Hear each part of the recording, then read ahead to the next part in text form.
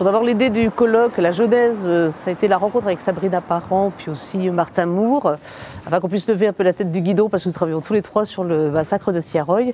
Nous avons décidé donc de faire un colloque international, certes, pour inviter des personnes, par appel à communication, qu'on puisse recevoir des propositions de communication. Et donc, c'est nous arrivé de tous les pays, de plusieurs pays, donc qui rassemblent un peu le monde entier.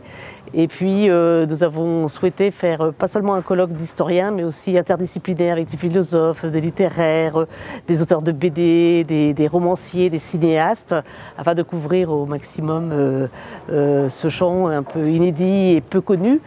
Et nous avons été aidés par les étudiants qui ont fait un travail avec la communication, mais aussi un travail d'investigation. Alors communication avec Marianne Jaouen et l'article d'investigation avec Raphaël Baldos, pour qu'ils puissent eux aussi s'approprier cette page d'histoire complètement oubliée et l'ensemble des massacres d'ailleurs qui n'est pas toujours reproduit, connu du grand public.